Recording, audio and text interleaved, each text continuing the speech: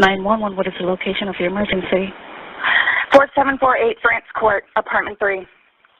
4748, what's the street name? France, F-R-A-N-T-Z. And the apartment number? 3. Is this a police or medical? My boyfriend is dead. Okay, send the line for the fire department. Do not hang up.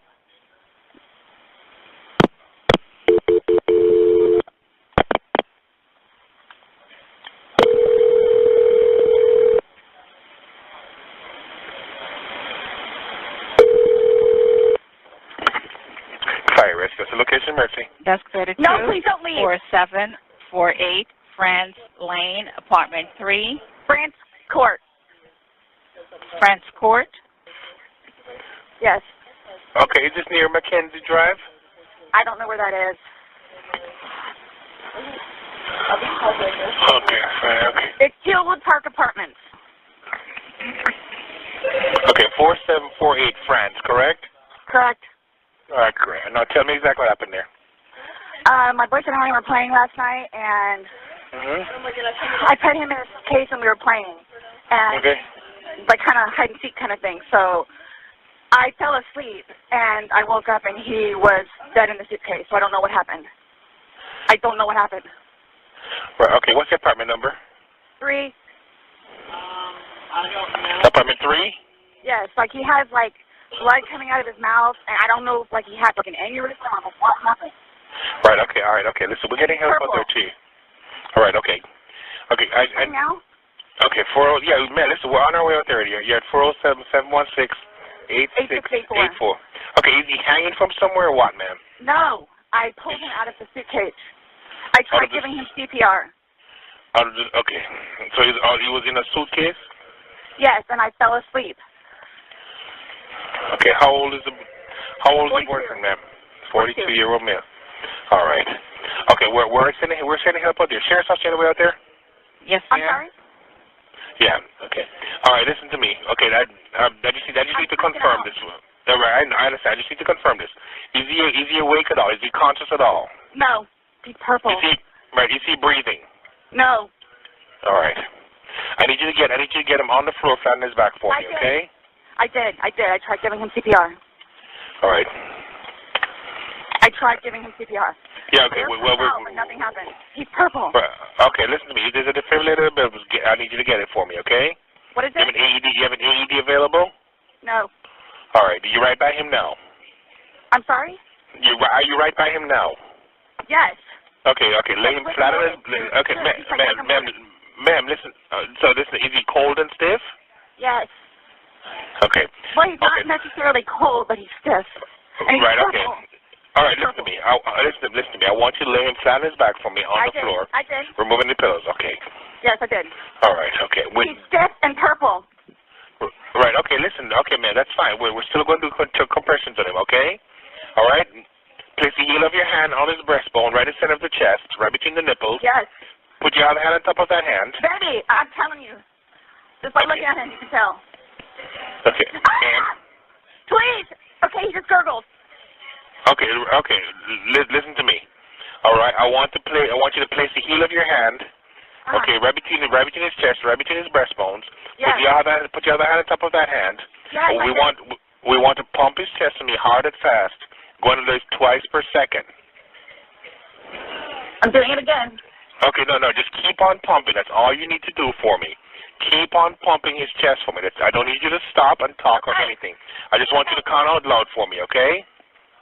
1, 2, 3, 4, 5, 6, 7, 8, 9, 10, 11, 12, 13, 14, 15. This is nothing. Okay, ma'am, just keep on pumping his chest. That's all you need to do for me, okay? Yes. Come on, please. Hurry up. Okay, ma'am, they're driving here as fast as they can. Okay, don't stop to say hurry up. Just keep on pumping and counting. I'm still doing it while I'm talking to you, okay? Okay. Still doing it. All right, just continue pumping his chest. Count on us, I can count with you. 1, 2, 3, 4, 5, 6, 7, 8, 9, 10, 11, 12, 13, 14, 15, 16, 17, 18, 19, 20, 21, 22, 23, 24, 25, 26, 27, 28, 29, 30, 31, 32. Please hurry. Okay, ma'am, they're getting there as fast as they can, okay? He's stiff and he's purple. Okay. Keep pumping his chest for me, ma'am. I'm still doing it, okay? Still doing it. Just don't make me count. Okay? Right, okay, that's fine. You're doing a good job. Just keep on doing it for me. That's all right. They're getting there as fast as they can, along with the sheriff's office also, okay? Please. Okay. Keep on pumping, ma'am. 1, We were playing hide 2, and seek. 3, 4. 1, 2, 3, 4. 1, 2, 3, 4. Keep on pumping for me, ma'am. I'm doing it. I'm doing it. Believe me, I'm doing it, okay? We were playing hide and seek. Okay. All right, I understand. All right, just keep on pumping for me, okay? Okay. Please hurry. This Right, is okay. horrible. This is horrific. What happened? Like, what happened?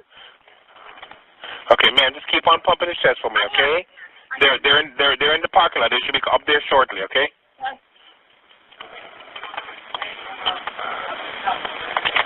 I'm still doing it, okay? Right, okay, good. And you found them in a suitcase, you said? Yes. We were playing hide and seek last night. I fell asleep. I think they're here. Right, just keep on pumping his chest until they take over, okay? I am. Okay.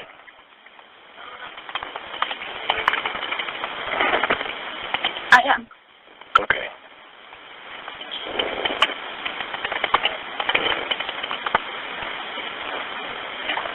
I am. Okay. Open. Come in. Can I stop hugging now? Let them take over for you, okay? When was the last time anybody saw him? Last night. We were playing hide and seek. He hit another. It's okay, yeah. Okay. Yeah, unfortunately, he's been down too long. There's nothing we can do for him. Hello, ma'am. And so we're there, obviously. All right. Yeah, no, my boyfriend. Is your boyfriend? Okay. Does he have any kind of metaphors? No. No, not that I know of.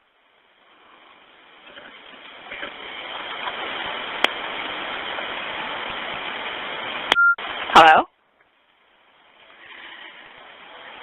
Hey, ma'am, the fire department's going to take care of you now, okay? Yeah, so we'll see you there. All righty. Hello, ma'am. You still there? Hello?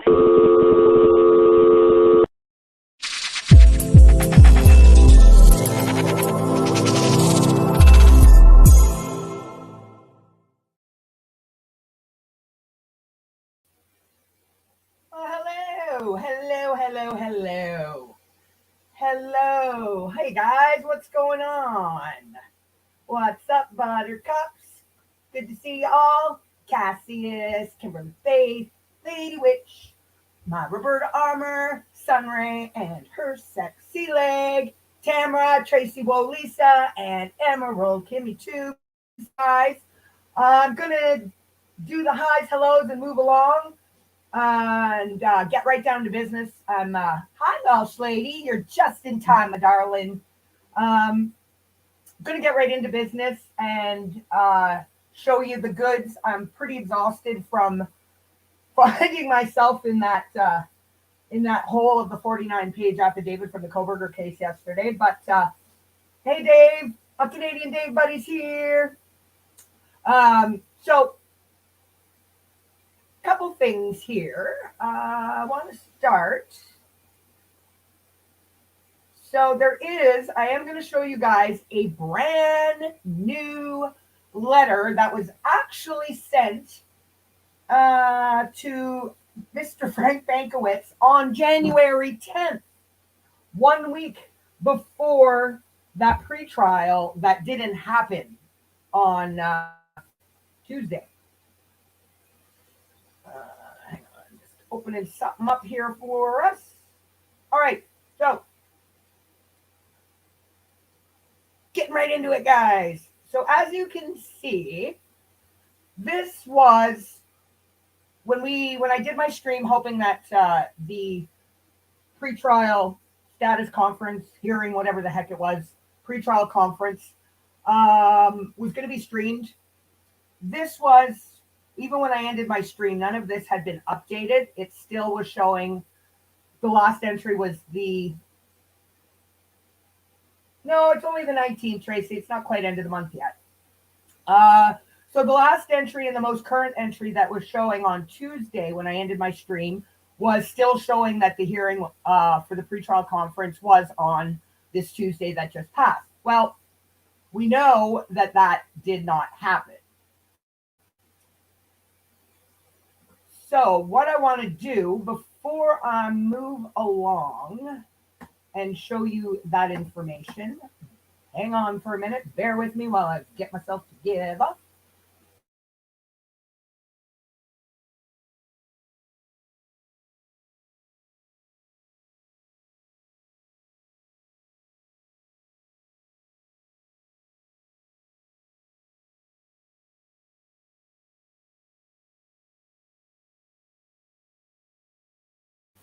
Got you on mute. All right, so cameras were allowed in the courtroom on Tuesday, but obviously it couldn't be streamed. So nothing could be put out publicly until after the pretrial.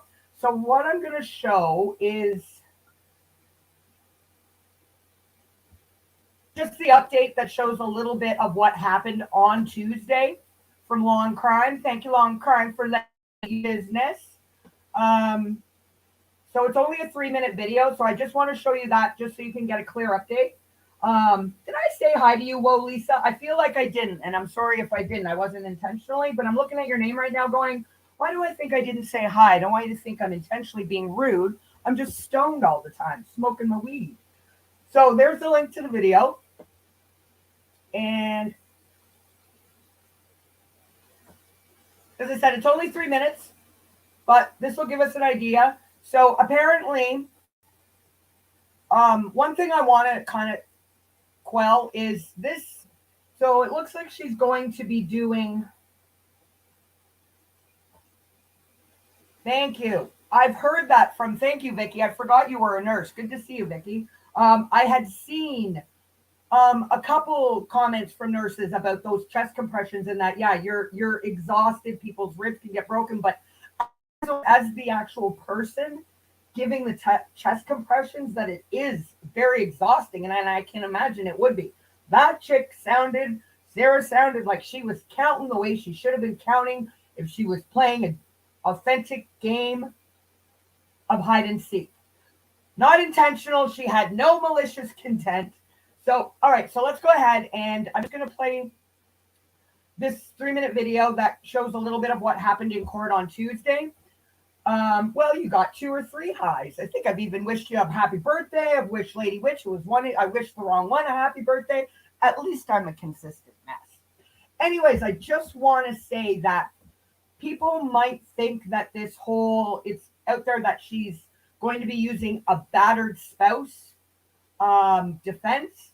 That'll be another stream. I don't want to get into that on this one. I want to keep this one focused on her new letter only. But the one thing I do want to is that this battered spousal defense, this is not a new defense. This isn't just coming out. That was first being brought to the front burner by Frank Bankowitz on Tuesday. There are documents. I don't have them in front of me. And as I said, we'll go through this on a different stream. But there was a filing. This has already been mentioned in other court documents elsewhere that this will be the defense that she's using. So this isn't a new defense of any kind. But again, we'll leave that for a different stream. I don't want to go down that rabbit hole right now. So we're going to play. This was actually in court. Sarah didn't show, which we're going to find out is because, well, Frank Bankowitz, where's my attorney, still isn't maintaining communication with her. So I don't know when. So the letter was written to Frank on January 10th. It was submitted. Well, I'll show you that after. So let's do this here. One thing at a time. Big steps, Jen. All right, so here we go. Why don't we go ahead and address Sarah Boone, since I think some people would prefer that case get called next. So, so the last time we talked, Mr. Bankowitz, we had a status hearing. Ms. Boone was present. And where we left things is you were going to follow up with her, have a meeting at the jail, and see where things stand. So have you had a chance to meet with Ms. Boone? Judge, I have not, and the reason I have not is this is the first day I'm out of bed with COVID. So we know Frank Bankowitz exists. That's him. That's him. So this is his reasoning. He had been ordered, so he had wanted to be released as Sarah Boone's sixth attorney. He's been her attorney since July 11th of 2022. He had requested a motion in December, on December 19th, I believe it was, that he be dismissed, removed from representing Sarah Boone. The motion was denied. So he's shackled to Sarah Boone as her attorney. So this is why, according to him, he hasn't been able to meet with her, is that he's had COVID. Interesting fact is that I guess this is the first mention of anything to do with him being sick, but again, we'll get into that, so I'll continue on.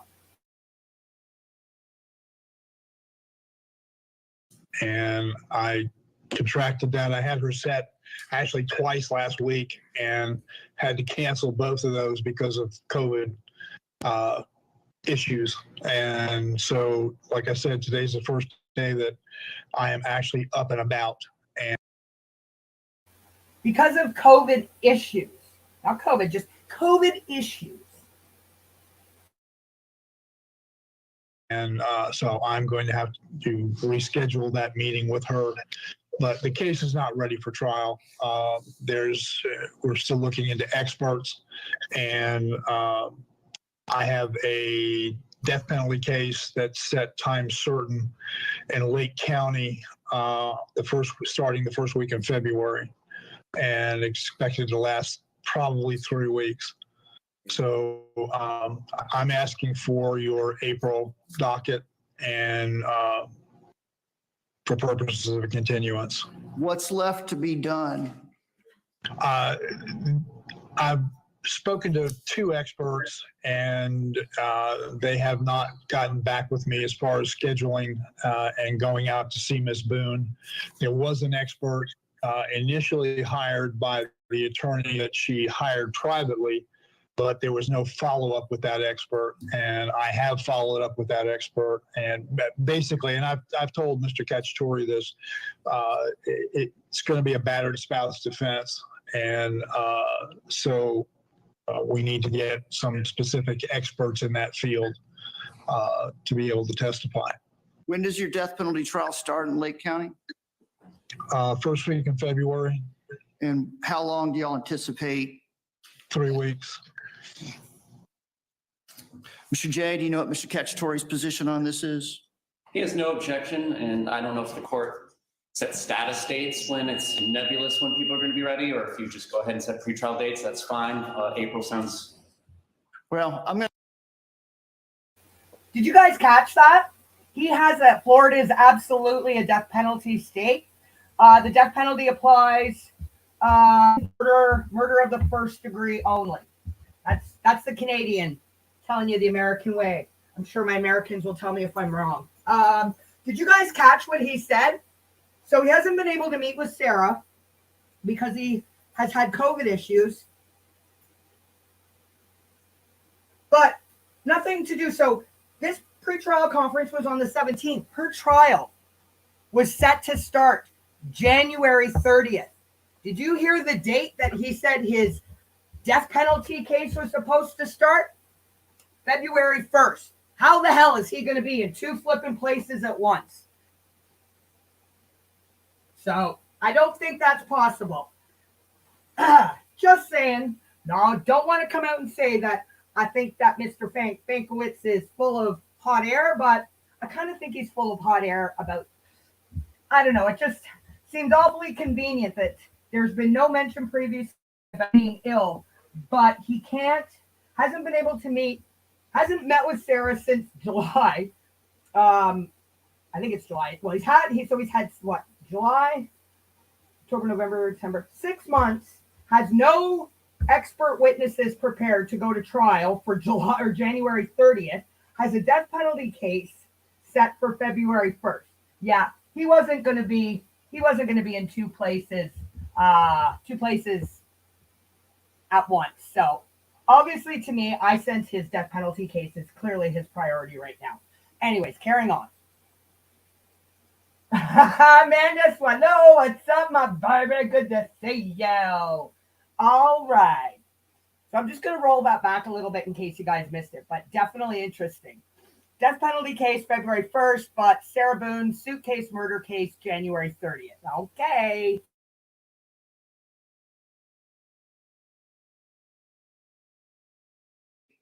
Three weeks. Mr. J, do you know what Mr. Cacciatore's position on this is? He has no objection, and I don't know if the court sets status dates when it's nebulous when people. I've spoken to two experts, and they have not gotten back with me as far as scheduling and going out to see Ms. Boone. There was an expert initially hired by the attorney that she hired privately, but there was no follow-up with that expert, and I have followed up with that expert. And basically, and I've told Mr. Cacciatore this, it's going to be a battered spouse defense, and so we need to get some specific experts in that field to be able to testify. When does your death penalty trial start in Lake County? First week in February. And how long do y'all anticipate? 3 weeks.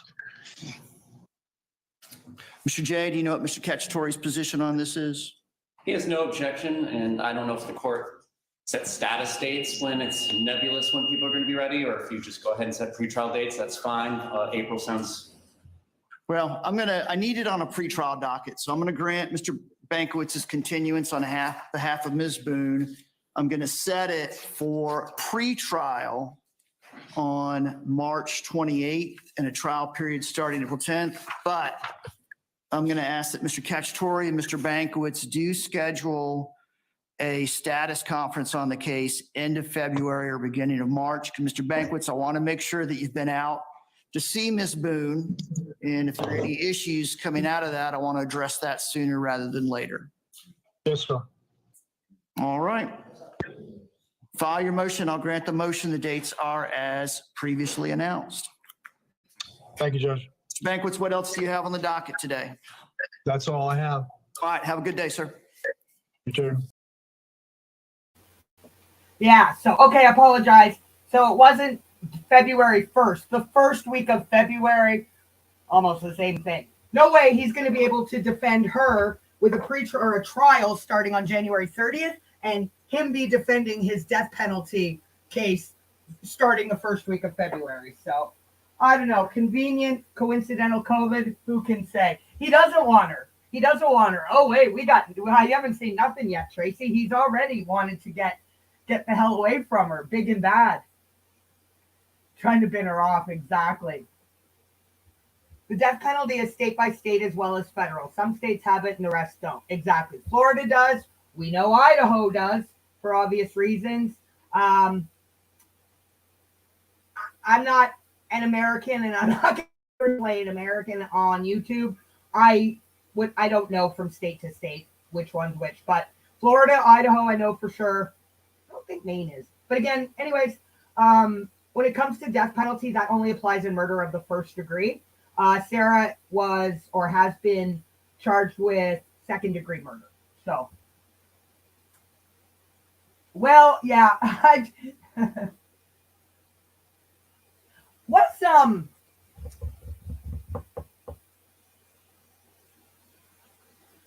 to think. Might think Casey Anthony, Jodi Arias. Which one was in Florida, or were they both?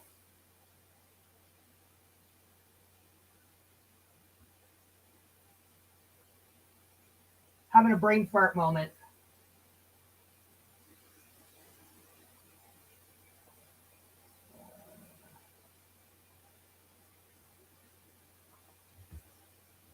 Okay, so what I'm going to show you here now, as we were looking at when I first started, Casey Anthony was in Florida, right? Right. Okay, so going back to this document, the docket of her case. So this was the last most current update that we saw on Tuesday. Now, here is the motion for continuance, which we just basically listened to, so I'm not going to pull that document up. Court minutes from the 17th. Aries was Arizona. Okay. I'm just thinking, well, Jody Arias, that was a media circus, but I mean, so was Casey Anthony. All right. So court minutes for January 17th. Comments. Parties to coordinate a date for status hearing with judicial assistant, defense attorney to schedule conference with defendant. Kind of what Sarah, my case Boone, has been trying to do all this time. All right, so next item that shows up, defense motion to continue granted, which we saw. Correspondence, comments from defendant to attorney. That's the letter we're going to be reading in a minute. And as you can see here, January 30th, hearing, trial, canceled. Pretrial conference, March 28th, canceled now. All right, so that's new as well. That is absolutely new because they had moved the pretrial hearing to the 28th. So that's now canceled, but we still, for now, are showing the hearing date listed as April 10th. Thank you, my smart Americans. Quick Canadian question. How many provinces do we have? So, something I want to show you guys, actually. Get rid of that. Now, I'm not sure. Bear with me for a moment. I'm just pulling something up very quickly, and then I promise we're going to get into that letter.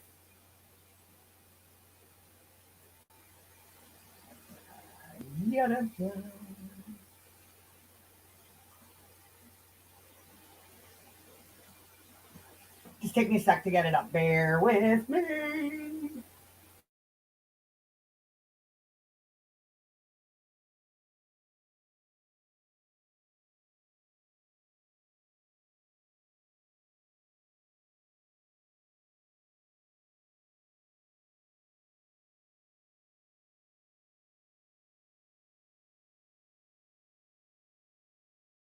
All right, so just some fun facts that I want to quickly show you before I dive into the letter. For those that haven't seen my recent community post, so this is a story. This is a story, as you can see, that's dated February 1st, 2019. Longtime Orlando attorney faces reprimand over client's post-conviction matter. So Tallahassee, longtime Orlando attorney Frank J. Bankowitz III, a.k.a. Sarah Boone's Where's My Attorney, faces a reprimand following an August 23rd, which would have been August 23rd, 2018, Florida Supreme Court order stemming from a client's post-conviction case, according to a recent announcement by the Florida bar. Bankowitz is to be publicly reprimanded by publication, the state bar said in its January 31st, 2019 announcement of the discipline and the Supreme Court's order.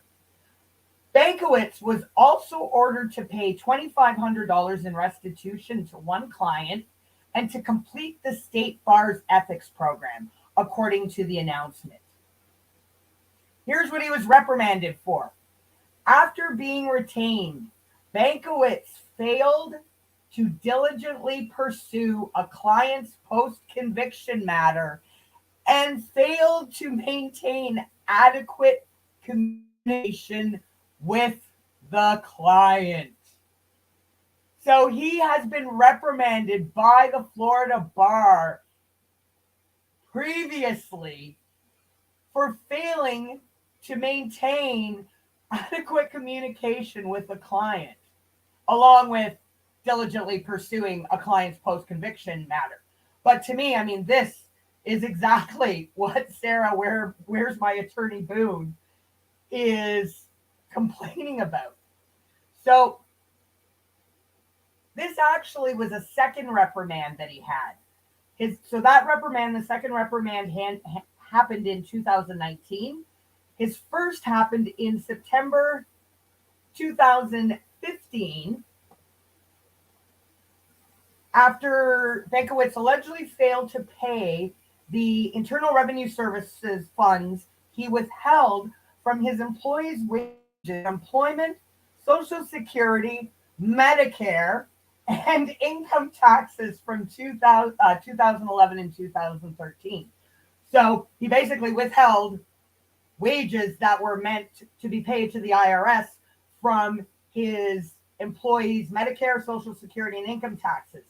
He remitted a full payment of almost $30,000 to the IRS in February 2015. Now, since then, he has apparently paid it all back. Hey, Larnie, how are you, doll? Yeah, I wouldn't trust him with anything, period. So I just thought that was kind of a fun little fact. So I ain't defending that crazy black-hearted witch in any way, shape, or form.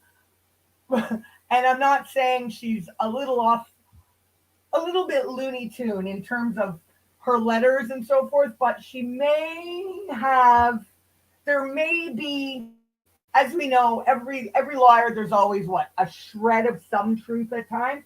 She may have some basis for the lack of El Comunicado from Frank Bankowitz.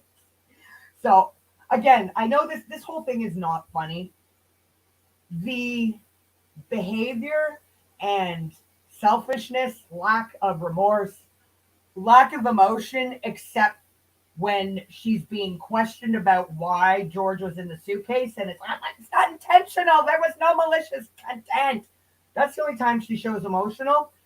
It's hard not to laugh at her because she deserves everything that's coming to her. Yeah, exactly. Well, Lisa, she got the attorney she deserved.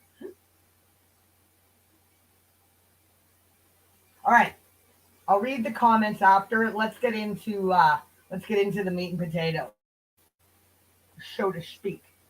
So here we have Sarah, where's my attorney? Boone's most current letter to Frank Bankowitz. So this was filed on the 17th, which is why it's only showing up under the court docket and the documentation of her court case now. I don't know. I just went in there today to see what might be new, and I was surprised to see a letter, that's for sure. So you can see this letter was penned on January 10th, 2023.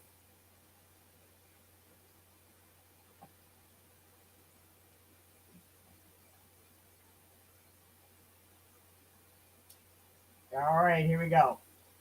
Mr. Bankowitz. Again, here we go with the very friendly intro, and then she's crazy in the body of the letter, and then the very polite and nice exit. All right, so Mr. Bankowitz, hello and a happy new year. I hope the holidays were lovely and very memorable for you and your family. I just wanted to check in as I have not heard from you since the status hearing back on December 27, 2022, and want to confirm you are still my attorney after your motion to withdraw was filed on December 19th, 2022. It is my understanding you are, which is why I'm writing to you directly. but also including Judge Wooten for fear I do not receive a response like the last almost 5 months, 21 weeks, 147 days. It is very important to me you are aware my questions and concerns for the anticipated pre-trial conference on January 17, 2023. If you are unable to speak to me beforehand, which I am very much hoping you will be. So again, bear in mind, she penned this letter on the 10th, and she's asking, so that letter literally she penned 1 week before, Tuesday was the 10th, so literally 1 week before the pretrial hearing that we know now was canceled, wondering if she still has an attorney. She believes that he's still her attorney, but she's not really clear. Just wondering what's going on because she has questions regarding her anticipated pretrial, wants her to speak to him before it starts. So just bear in mind, so that was back before we knew what happened on Tuesday. Unfortunately, I am unsure what else to inquire about, as I am unaware of any other progress going on in my case. In the meantime, please see below, and thank you in advance for the information and clarification. Number 1, pretrial conference, Tuesday, January 17th, 2023. I would like to be in attendance. What time, please? I have not received a notice via mail or heard from you to ask, and no time was stated during the status hearing. Please make the necessary arrangements for me to be included. It is my right. Now, this could very well, again, not wanting to defend this crazy nutcase, but this probably likely explains those that were here with me on Tuesday when we were going through it. Sarah Boone was a no-show, so her lawyer, Frank Bankowitz, as we heard, he called in via Zoom. Sarah Boone was a no-show. I tend to have to say the chances are she was a no-show because of lack of information and communication from Frank, letting her know what time that pretrial conference was. So tend to think she got a bye there. So she's looking for further information and clarification for item number 2, waiver of appearance. Please mail or bring the appropriate documents to unwaive my appearances going forward to everything I am able to be included on, so I am kept updated with any/all status of my case. It is my right. Please note, I have not signed any paperwork for you since the start of your representation, July 11th, 2022, as my attorney. So I am clear how my right to appear was waived in the first place, nor have I verbally given permission for the waiver either. Please provide the signed copy at your earliest convenience.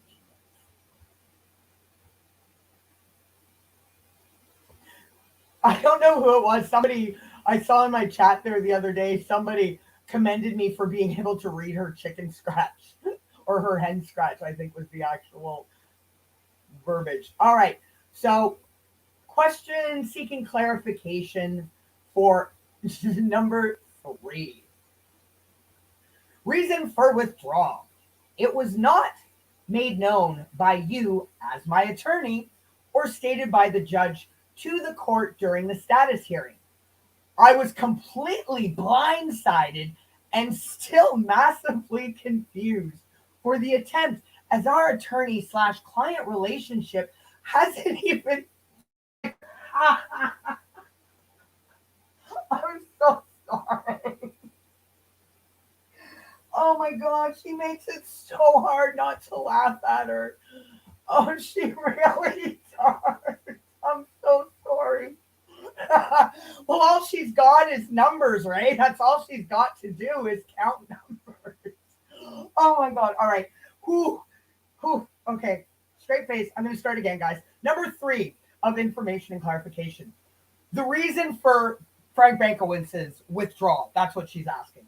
It was not made known by you as my attorney or stated by the judge to the court during the status hearing.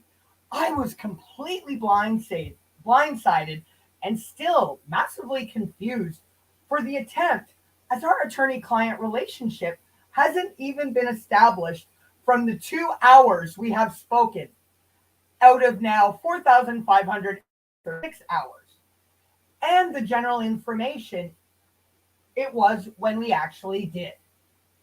If you had genuine, legitimate concerns, I thought from a professional, moralistic standpoint, you would have discussed it with me, or at least mentioned, rather than being uncommunicative for almost 6 months, an entire half of another year for me just sitting here with nothing to show but the perpetual question mark still over my head. I would have hoped if you were unable to maintain your workload, which still presently includes me as your client, you would not have made the decision to take on my case and even give me selling points on all your capabilities and resources. Why? Please help me understand. We are supposed to be working together and for each other rather than against. It worries me futuristically. Also, I have not to date received the copy of your withdrawal Judge Wooten said I was included on when reading the certificate of service during the hearing. Please provide me a copy. Oh, I made it through that time. I got through that time. 2 hour moralistic standpoint.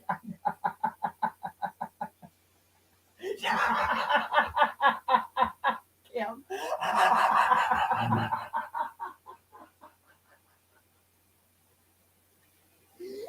She still got the counting down pat though, Kim. Oh my God, you guys.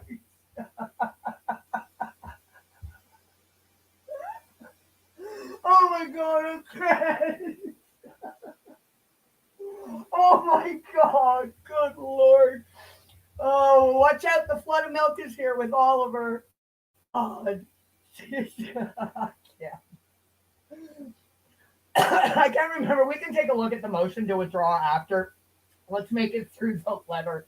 All right. Not bad, guys. I managed the second time through to do it without laughing too much. That's ridiculous. So, yeah, his billable hours are, what was that number? So, hours he spent with her is 2. And the hours he's, I guess, spent on the case was, what was it? 4,536. Oh, God, Kim, I'm never going to forget that. That's funny.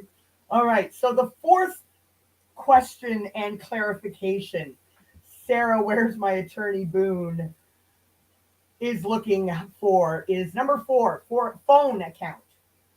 It was previously told to me by you in our one in-person meeting, I guess the 2 hours maybe, of August 22nd, 2022, that you already had set this up and were having your assistant look into so we could use.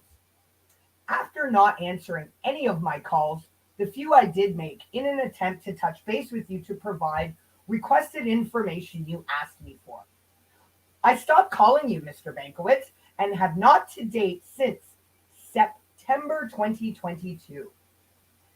So she's writing letters, but she hasn't picked up a phone to call him since September 2022.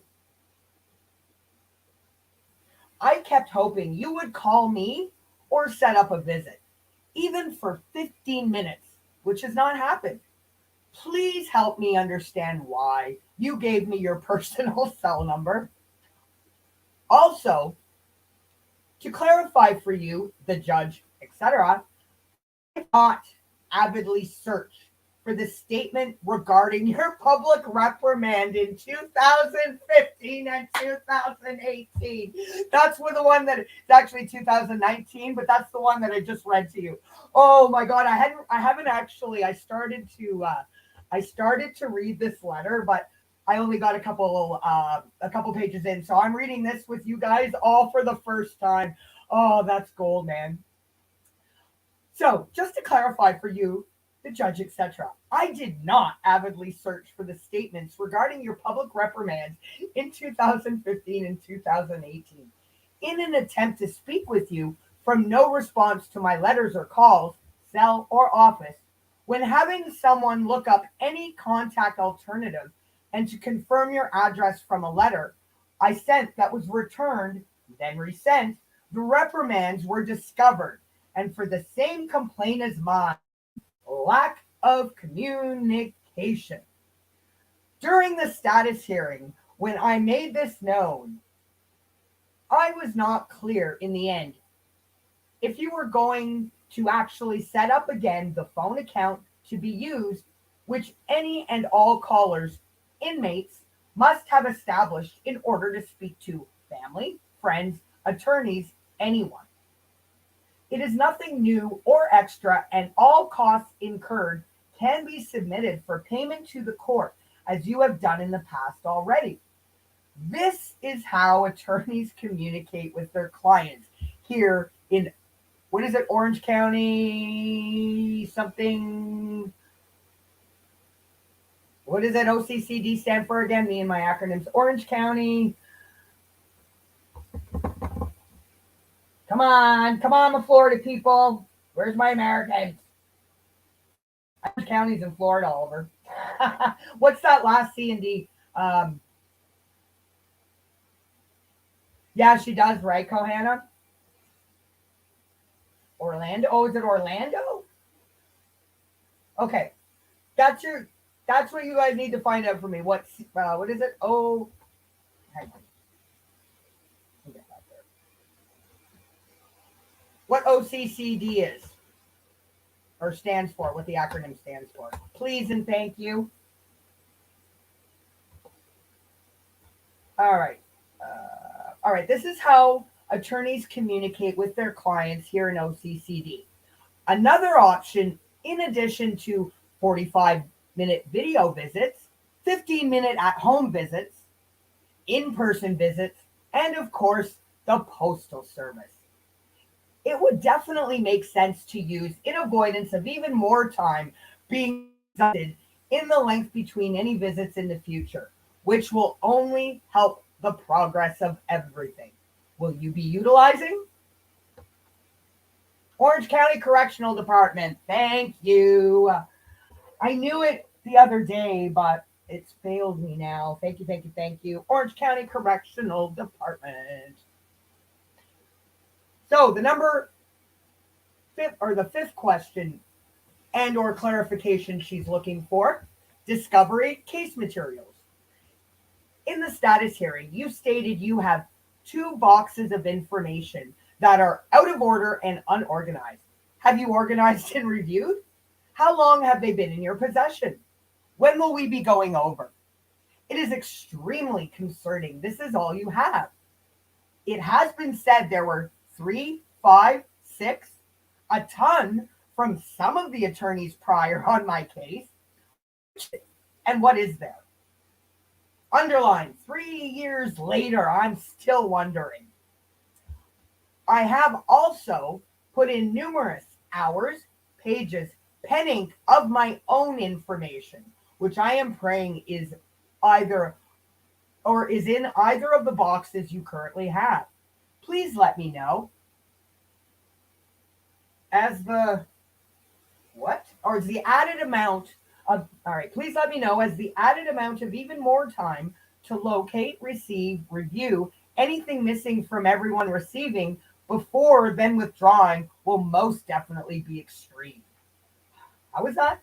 Let me read that again. Please let me know as the added amount of even more time to locate, receive, review anything missing from everyone receiving before then withdrawing will most definitely be extreme.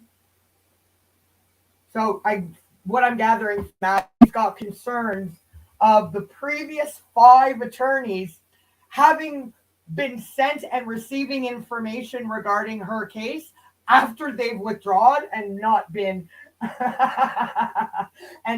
added into the, couple boxes that apparently he has now, even though it's been said there were 3 boxes, 5 boxes, 6 boxes, and a ton of boxes of information regarding her case. God almighty. God help her. All right, so we'll most definitely be. I don't know what you have. I also could assist in organizing what you do have, considering it's all part of my case. I am eagerly awaiting and more than willing to help with this and everything else. I just need to see what there is, which I have yet to 3 years later. God.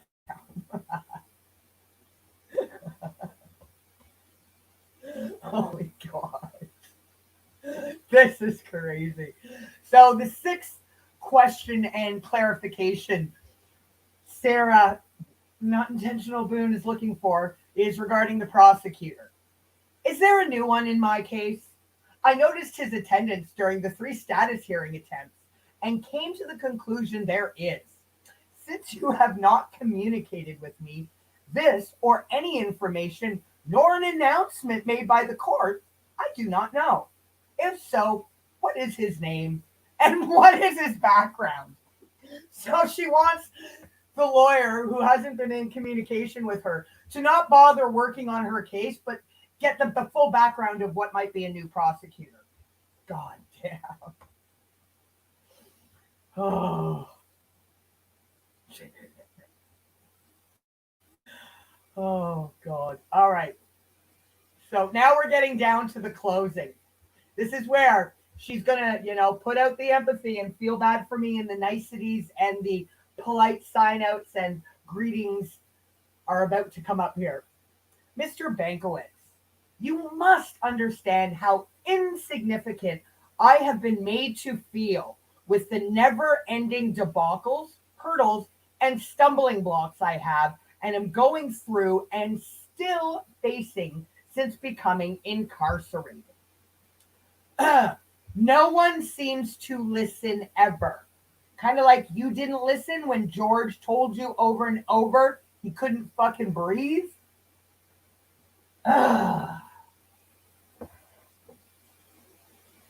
Anyways, no one seems to listen ever. I refuse, absolutely refuse to believe this. My entire experience to date really is how our justice system operates.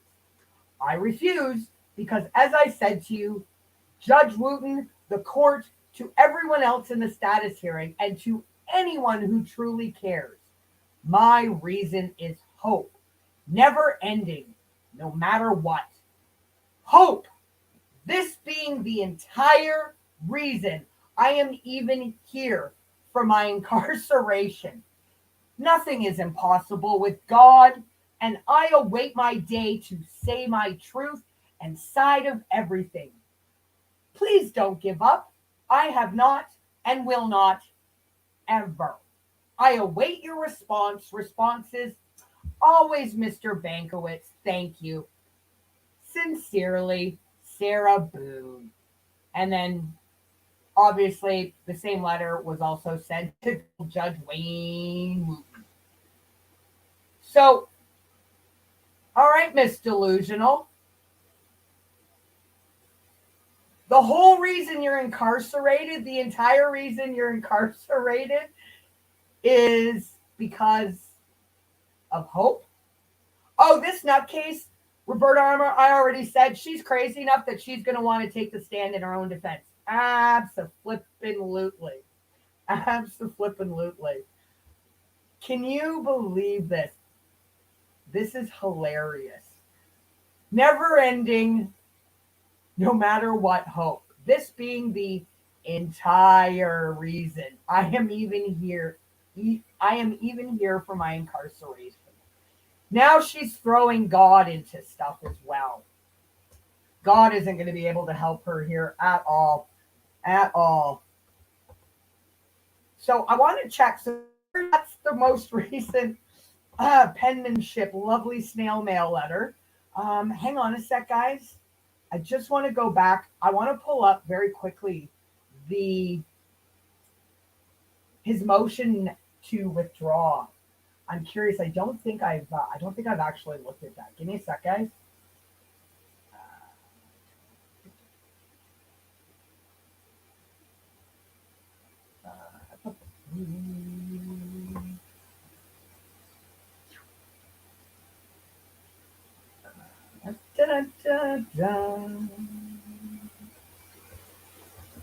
All right, so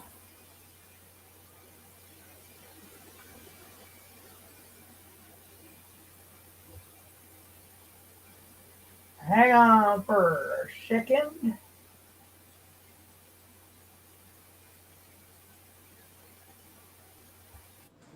All right, talk amongst yourselves.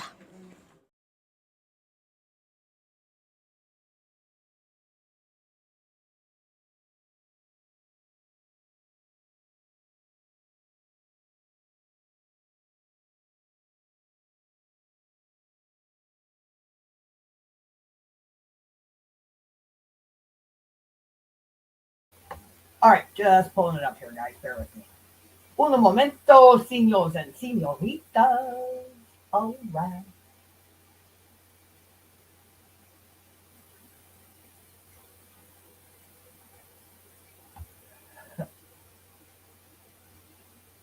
Yeah, what lawyer? Yeah, prison religion won't save her. Exactly.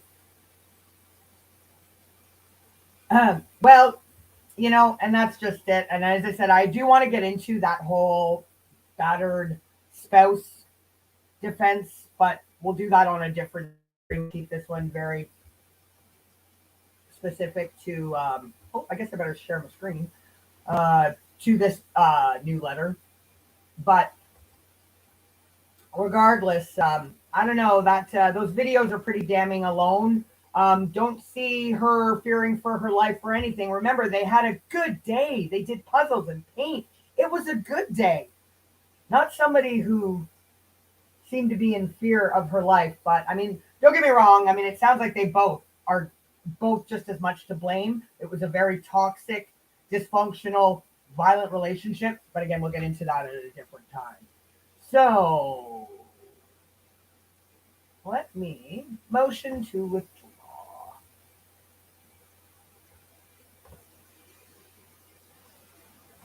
Okay, stop doing that. And we're going to pull up his Frank Bankowitz's motion to withdraw.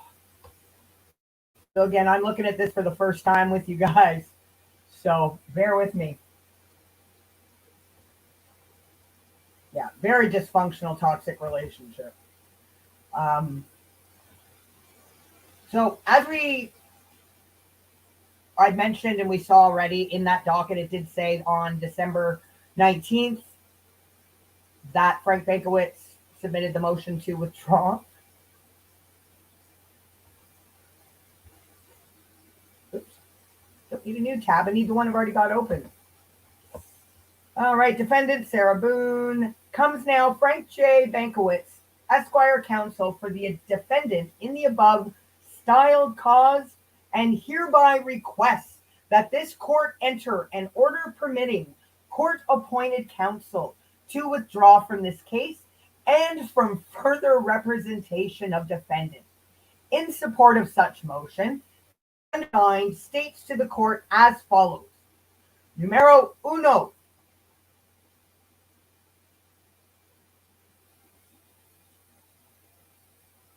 Or en français. On or about July 11th, 2022, the undersigned was court appointed to represent the defendant in the above styled causes.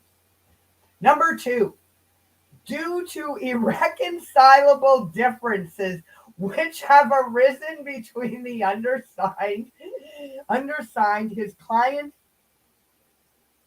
due to irreconcilable differences which have arisen between the undersigned, his client, and his family, the undersigned, will be unable to effectively and properly continue representing the defendant here on in. Hold on. Holy fuck. I'm sorry. Imagine being shackled to somebody that you just can't get along with. It does sound like a divorce. And this marriage can't be annulled. It's got to go through the whole. Yeah, I'm not sure. I don't get that either. It might be some sort of legal speak. His wife said no. You ain't defending that. You ain't defending that crazy bitch's ass. Maybe the wife suggested he just not communicate with her and take a third reprimand on the chin just to get away from her. When that didn't work, then he had to submit the motion for withdrawal. I don't know. That I'm just making up. That has no truth to it. I'm just being silly. He's stuck with her when he doesn't want to be. Yeah, I'm not a lawyer. Disclaimer, I'm not a lawyer, and I don't try to pretend to be one on YouTube. I'm a little confused by the, well, obviously not due to irreconcilable differences, which have arisen between the undersigned, his client, and his family.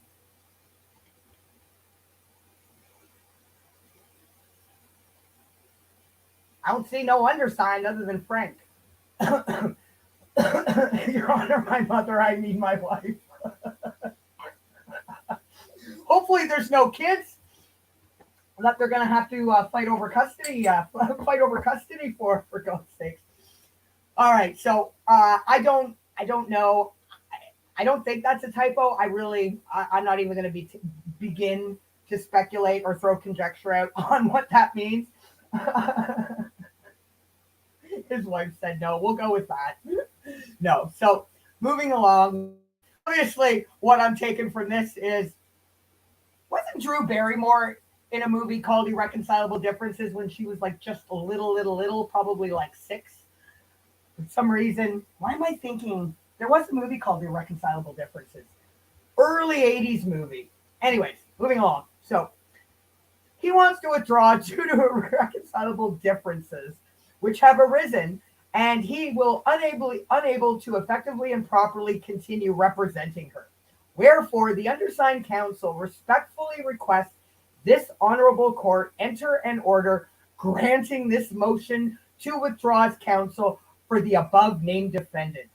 I hereby certify that a true and correct copy of the foregoing document has been furnished via the e-filing portal to the Office of the State Attorney and the defendant at Orange County Jail. So pretty straightforward, except for the undersigned, his client, and his family, the undersigned.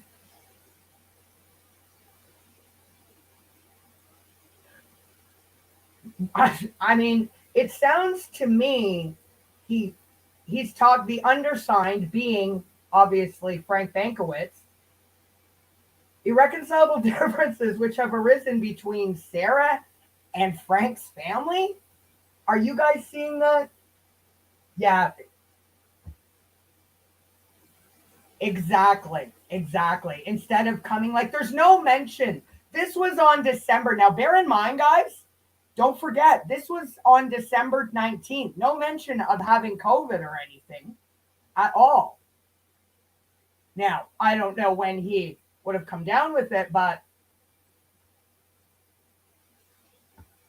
just something, I mean, interesting point. There's no mention of anything in there.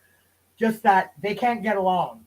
They are not getting along. So hang on for a second. I'm gonna bring that down, and I want to check, and I want to see if there's a document we can see that denies his motion to withdraw.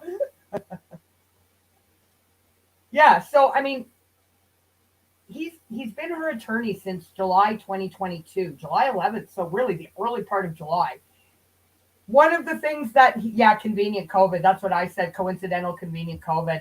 We know what too many coincidences make, and that can apply to things away from Alan as well. Big old scam, baby. But there's no, so 6 months. He hasn't had COVID for 6 months. And it was a COVID issue. Didn't Alan have a COVID issue too? It's that COVID. Remember, the whole books were his hardcover books never were received, were COVIDed. Remember? See? All of these people come up with COVID as the scam excuse. Damn it. But my point though is you did hear when I played that Law and Order, Law and Crime little bit of the court hearing at the beginning, that part of the reason, before he even mentioned, I think, I don't remember the order, so don't quote me on this, but I think before even mentioning the death penalty case, he was talking about how he needed to continue it to April because he needs experts on this battered spouse, experts to testify. Well, again, this isn't new. This is not a new defense that Sarah's come up with. So why is he waiting now until like it is like it's that time, and now he's like, oh, I need experts. Like the trial was supposed to start on the 30th, and this was on the, there was no way he was going to have any witnesses for the 30th. So this is definitely, I personally think it's all about him taking on too much of a workload. It's death penalty case, and really can't stand the sight. Can't stand the sight of his client. All right, so let me get rid of that for a second again. Oops. Yeah, no malicious content is what she says. She's a smart one. Okay, hang on. Sharing.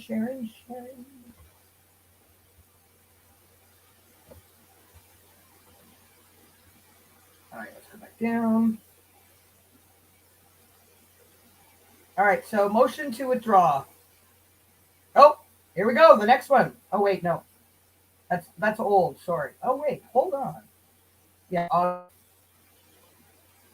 that would have been another lawyer. I think I did pull one of these up the other day.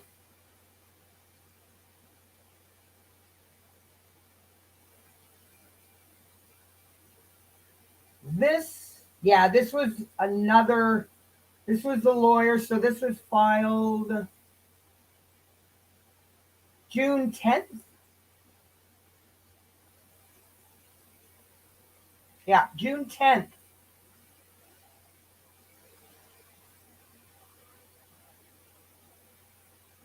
And 2022. And the reason that lawyer, so David Barrett, the reason he withdrew was he previously represented a witness in another case. It was basically a conflict of interest that he had something to do, I think, with a case that George was involved in. So it would have been a conflict of interest for him to be able to represent her. Yeah. So I'm not going to name the name, but the name that is in that he represented is actually a potential witness in this case. So that definitely is a conflict of interest for surezies. So sorry, I didn't realize I'd scroll down. So let's go back up.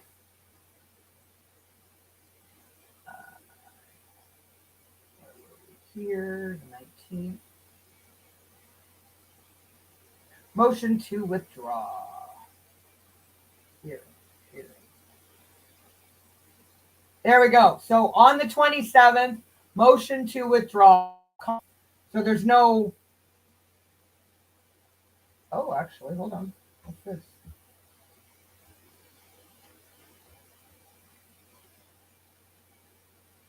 Yeah. All right. We'll take a look at that really quickly. Actually, I was going to say. So we know that the motion to withdraw was denied, but here's the actual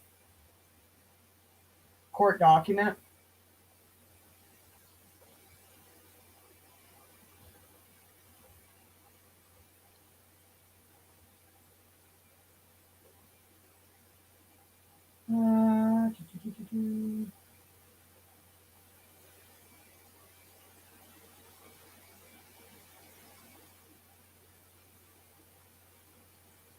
Why is this? Okay, Frank. This cause coming on the day. So, what was the date of that? This was December 27th. This document's from. This cause coming on this day for pretrial conference, and you, the defendant, Sarah Boone, being now present, and represented by David Barrett, Frank Bankowitz present. I don't know why David Barrett's name is in there because I just finished reading that he wanted to withdraw. Court minutes. Status hearing held. Defendant did not ask court to remove attorney. Now that letter I just read, we saw Sarah mention that. Not that it has her not asking for the court to remove attorney doesn't cancel out an attorney necessarily, an attorney wanting to be removed from her case. So motion to withdraw. Defendants, well, now that's definitely a typo. Defendant's motion to withdraw is hereby denied without prejudice. And then per the court, Judge Wooten had demanded that Bankowitz meet with Boone prior to the pretrial conference that was continued this past Tuesday. So denied, as we already knew. Imagine that. Imagine. You can't get along. You can't stand your client. You can't get along with her. You want to get as far away from her as possible. You submit a motion to withdraw, and the judge is like, yeah, no, not happening. Sorry about your luck. You're stuck with her. So now he's got to defend somebody he can't stand that he hasn't even spent more than 2 hours with. God almighty.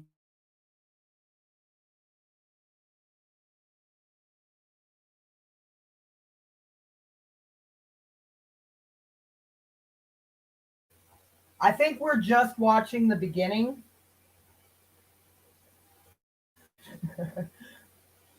I don't think she likes it, Kohana, when she's the actual well, no, I guess, yeah, no, the lawyer's doing the hiding. So yeah, she kind of seems to have this power thing where she must always be the seeker, right? What else are you guys saying? Yes, she did in that interrogation. She does. She said she excels at everything. I'm actually going to go ahead, just as a side note that I meant to mention earlier, that 911 call that I played at the beginning. I'm going to go ahead and upload just the call on my channel, but I will try to get subtitles or closed captioning in it. So if you have a hard time, obviously you won't have a hard time with the very lackadaisical and nonchalant compression counting she does. But just for those that may have missed some of the things she was saying or the operators, dispatches, and so forth, I will set it up for the closed captioning. Hopefully YouTube will allow it to kick in. So I will upload that separately as a video on my channel after. She's great at baggage handling. Yeah. Well, you know, in all fairness, be justice for Sarah. Lock her in a suitcase so she can understand the full gravity of what she's done. Like I've said all along, she's shown zero remorse, taken zero accountability, and tried to blow it off by, we were playing, we had a good day. It wasn't intentional. I didn't have malicious intent. You know, and again, it just continues to blow my mind that any emotion that she does show is emotion of inconvenience, annoyance, argumentative, when it wasn't intentional. Like when she's snapping back at investigators, she's never said his name other than when the police first initially responded and they specifically asked her for his details. What's his first last name? How do you spell it? That's the only time that I've noticed she ever has used his name directly, which goes to show she's a soulless, heartless creature. And as I said, deserves everything that's coming to her. Every single thing. Yep, that video, that's going to be damning evidence. Absolutely damning evidence. Actually, here, maybe I will pull this up really quickly. So one thing I did actually come across, which I did not, and I couldn't find, and it may be because George is now deceased. I was having a hard time finding the actual records for it, but bear with me. I'll just show you this one last thing. So I have a suspicion. I don't know everything, obviously, but I think So as you know, in 2018, Sarah had been arrested for, give me a sec, I'm going to actually pull it up here. God, I really wish StreamYard would allow people or would allow more than sharing of one tab. So for those that may not have been here on Tuesday when I went over this, Sarah actually, it was closed, but she was actually charged back in 2018 with battery by strangulation, dating violence. I'm not going to go through and read that arrest affidavit again, but what I did uncover today that I was not, absolutely depersonalized. Yep, disconnecting, detaching, not saying their name. Yeah, exactly means that they're, to her, she severed any connection she might have with them. Bingo, Tamara.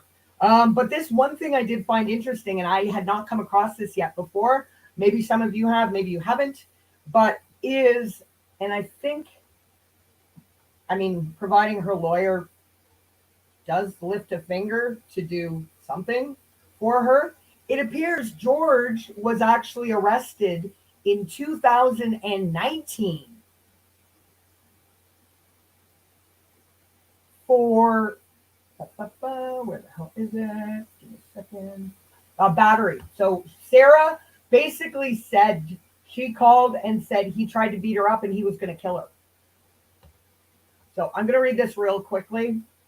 It's not too long. But I have a feeling this will be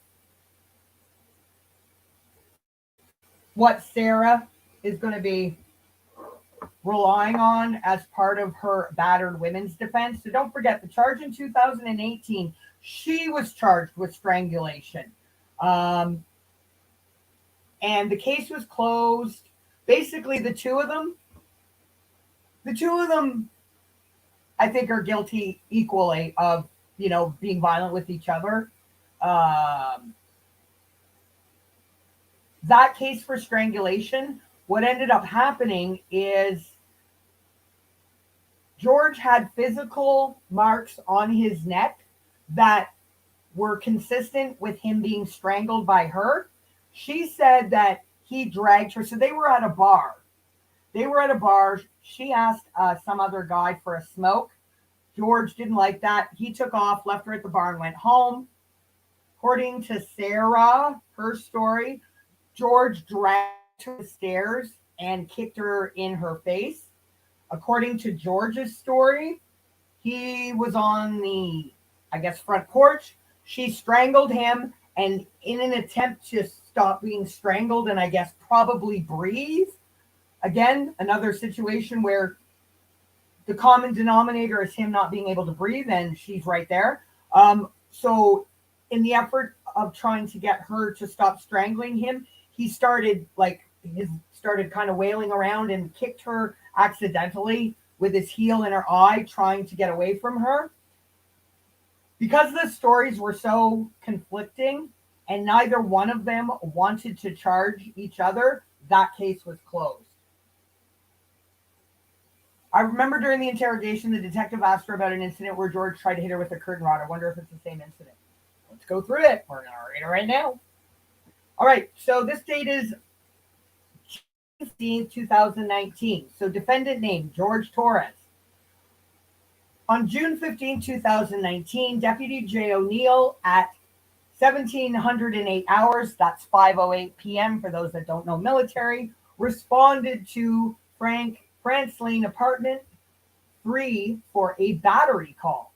When I arrived on scene, I spoke to Sarah Boone, victim 1, who stated that her boyfriend George Torres, defendant 1, struck her. Sarah stated she was beaten up, face, head, legs, arms. Sarah stated that she begged George to stop, and George stated, "You are going to die." Sarah stated that George punched her in the head and flung her off the bed. Sarah stated this incident occurred due to George being upset about Sarah talking to a male. Okay, I'm just going to stop there for a second. So a second convenient incident where George apparently is getting upset that she's talking to any male, apparently. All right, continuing on. Sarah stated, probably see, oh, maybe that's too big. Sarah stated that she had been dating George for 2.5 years. I observed a lump that was red in color on the left side of Sarah's face under her hairline. She also had scratches on the right side of her neck.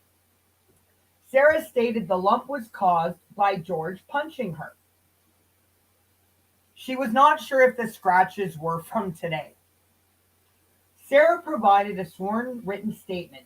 She desires prosecution and will testify in court. Sarah completed a domestic violence worksheet and was provided the rights pamphlet. I then spoke with George. I then secured George into handcuffs without incident and placed George into the back of my vehicle. I then read George his Miranda warnings from my issued Miranda warnings card. George agreed to speak with me. So, didn't care, didn't want a lawyer, he just started blabbing. George stated that he did not strike Sarah and that Sarah did not strike him.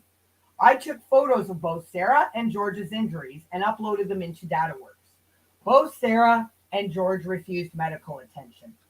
Due to Sarah and George being involved in a dating relationship for 2.5 years and George striking Sarah causing visible injuries, I placed George under arrest for battery, dating violence, Florida Statute 784-03-15. My body-worn camera was activated. No further information at this time. I would love to get my hands on that body cam footage. So, and just to let you know, that case was actually closed. Well, I'm still a work in progress, Lady Witch. Still a work in progress. What was I just going to say? Now I just lost my train of thought. What the hell was I just saying? The case was closed. So it was closed in October of 2019, actually. So June, July, August, September, October. So 4 months later, that case was closed out. So, and again, I'm not minimizing. Please don't get me wrong. Those that know me know I'm not. But for people that are going to watch this or see this and don't know me at all, I am not minimizing domestic violence in any way, shape, or form. I do not think it's funny. I just have a really hard time with Sarah's horrendous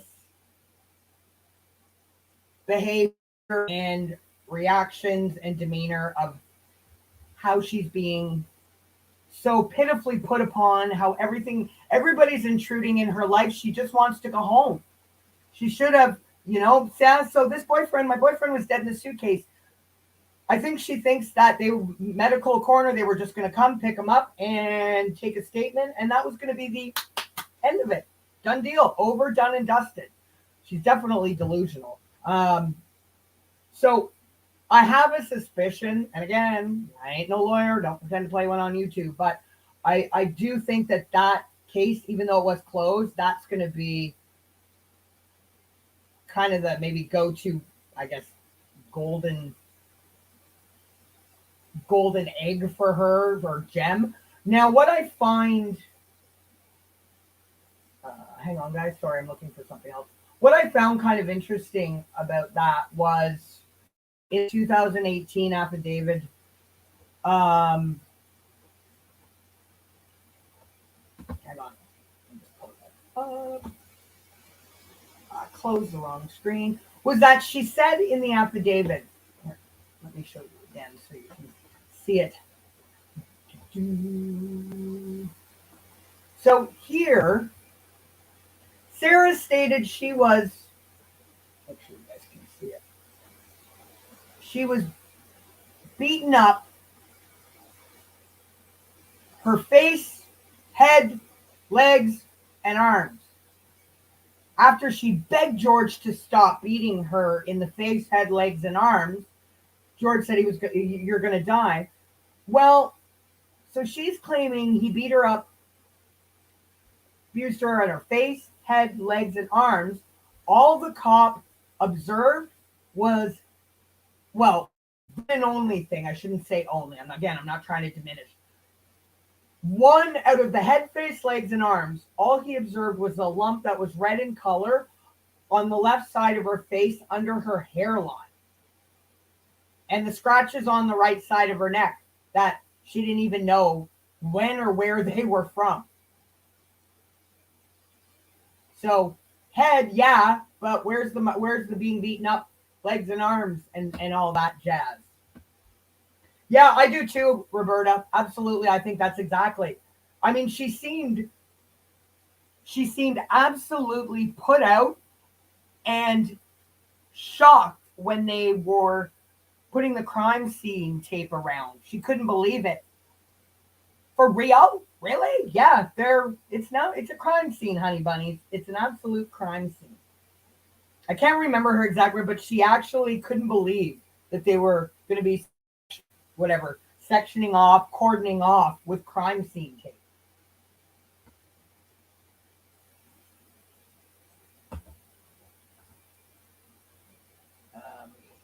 Stop that. So another interesting point I just want to mention as well.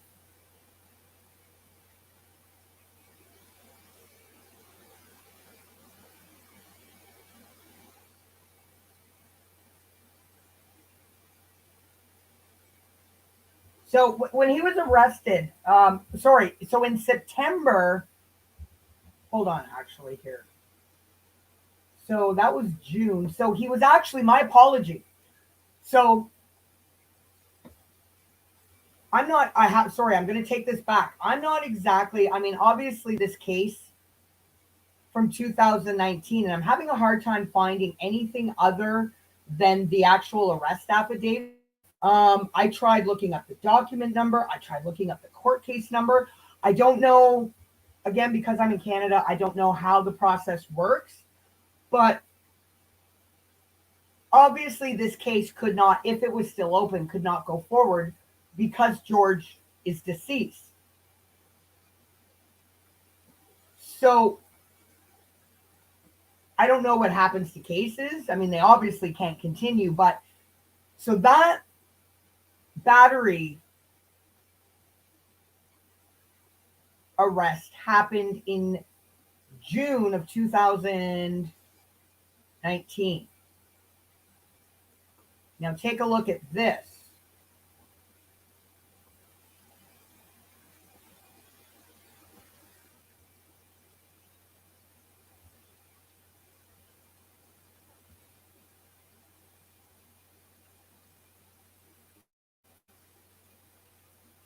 Okay. Oh, no, that is okay. Yeah. All right. So 2019, June. Sorry. Just trying to get my bearings. So in September, so I'm down here. So this was all talking about the actual arrest affidavit I just read. That again was in June 2019. Now let's fast forward to September 2019. Torres was arrested again for violating his terms of bond that would have been set out from his arrest in June. According to the criminal complaint, Boone said she was sleeping when Torres kicked open the bedroom door. She claimed George punched her in the head and she begged him to leave. Torres admitted to the responding deputy that he was not, so this is George admitting, when the police got there. Hold on. Oh, wait on. Hold on. I do have the affidavit here of this. Perfect. I do have the affidavit. Bear with me. Torres admitted to the responding deputy that he was not supposed to be at Boone's home, but was uncooperative when asked what happened. According to the affidavit, Torres told the investigator Boone frequently struck him, but he never called police on her. The case was closed in October 2019. So, here's the affidavit from that September 2019 arrest.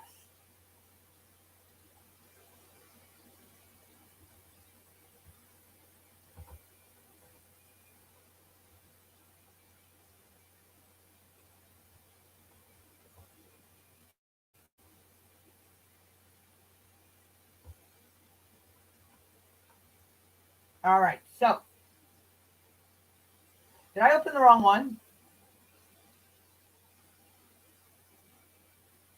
I did. I opened the one from June. Sorry, guys. They kind of look the same when you're moving quickly. How come you guys weren't fact checking me there? How come nobody spoke up and said, Jen, that says June, not September? Come on, you guys are supposed to be writing this down. Nobody fact checked me. Get your shit together. Well, yes, Kimberly, good thing she was sadistic enough to record herself laughing at the man and goading him and saying, fuck you. All right, so now that I have the correct affidavit from September up, so as the undersigned has probable cause to believe the above named defendant on September 4th. So on September 4th, 2019, at 21:06 hours, which is what? 9? Yeah. 9 p.m. So 9:06 p.m. I responded to whatever number, France Lane, number 3, in reference to a battery dating violence. Upon my arrival, I observed the victim with minor injuries. The suspect is known. This case was closed by arrest. My investigation revealed described relationship, boyfriend-girlfriend for 3 years, no children. Injuries described, minor scratch inside of victim's ear. Photographs, photograph of victim. Other evidence? None. If suspect was not arrested. He was arrested. Is there an injunction for protection order in place? Temporary history of domestic violence? Yes. I made contact with the victim, Sarah Boone, who was away from residence at 4311 Mandy Court after she separated herself from the incident. Sarah provided me the following verbal and sworn written statement. Sarah advised me that on the evening of September 4th, 2019, she was at her residence located France Lane, sleeping in her bedroom upstairs, when her boyfriend, George Torres, kicked open the bedroom door for the 4th time and began cursing at her. Sarah advised George was upset because she was not downstairs. Sarah advised that she repeatedly asked and begged George to leave, and he punched her in the left ear and side of her head. Sarah advised that she decided to choose her battle and went downstairs with George. Sarah advised that George continued to call her names, so she ran off barefoot to the 4311 Mandy Court and called 911. I wonder if that's where the ex-husband lived. If you remember in that initial police initial police response after her 911 call when they first showed up on the scene, the ex-husband that had their child that he was supposed to be dropping off earlier that morning, it was indicated that he lives just down the way, so that might be where she went. I observed a minor scratch to the inside of Sarah's ear with dried blood. Sarah refused all medical aid. Sarah advised this is not the first dating violent incident with George, the last being on August 28th, 2019, where George was arrested for battery. So is that another one?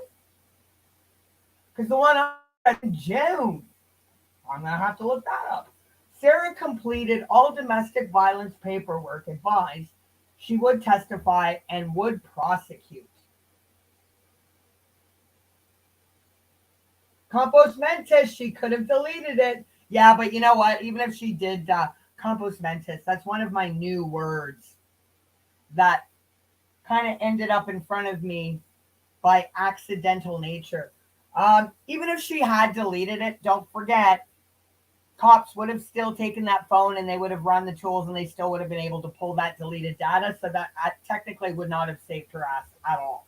She would have thought it did, and she probably may have been. Because one thing, I still wonder, I don't know if she was pretending, if she was hoping that she had deleted the videos that she recorded, if she maybe at that point was still not, because of being blacked out, didn't remember recording.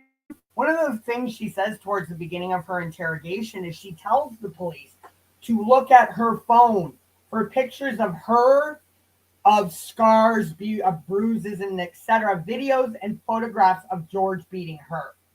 So I would like to think that somebody in a cognitive state would not, knowing that there is the most damning evidence that is going to secure and seal your fate in jail for a long time, is not going to point to the same phone that has that damning evidence to look for other evidence that might trump her evidence, which it doesn't. So just there's that. All right, where was I here? Called 911. I observed a minor scratch to the inside of Sarah's ear, dried with blood. Sarah refused all medical aid. Sarah advised this is not the first dating violence incident, last being October 28, 2019. I did read that. Domestic violence paperwork, advised she would testify and prosecute. Provided a copy of the photo injunction referral referencing this case. I photographed Sarah's injuries and submitted these photographs into evidence via DataWorks, referencing this case number. Deputies made contact with George Torres inside of the France Lane residence. George was hiding in the bathroom located in the upstairs master bedroom. George provided me the following verbal statement. George immediately uttered that he knew he was in trouble because he believed he was not allowed to be inside of the residence. George was uncooperative when asked what had happened over the course of the evening. George advised that Sarah will often hit him. However, he doesn't notify law enforcement. George advised that Sarah did not injure him physically that evening, or this evening, meaning that evening. That was, he was giving that statement. George had no visible injuries. George advised him and Sarah had both been drinking over this evening. George was arrested for battery, dating violence, and transported to the Orange County Booking and Release Center without incident. I took no further action in this case. So this case was closed by arrest. So maybe then, so this case was closed by arrest. So nothing went forward. So he was arrested, probably brought to the drunk tank for a night and slept it off. So it sounds to me like then it's very well that case from June. Again, I'm going to have to look further. This is news to me about another case. Unless they didn't call the police. So Sarah advised this was not the first dating violence incident with George, the last being on August 28, 2018. I'll have to look into that. Could be her just saying that from what she says. There may not have been a police call that had police respond to that incident. As far as in her mind, that was the last incident that happened between him. So if there's no documentation or police response to whatever may or may not have happened on the 28th, if that was just her personal indication of her last remembering there being any violence, then it would be that June 15th case that I had just had the affidavit up before this one in September that closed out that case in October of 2019. Yeah, I think the alcohol probably has pickled both of their brains. So there we go. There definitely is a history between the two of them of mutual violence. So as you can see from those instances, the one being an arrest on September 4th,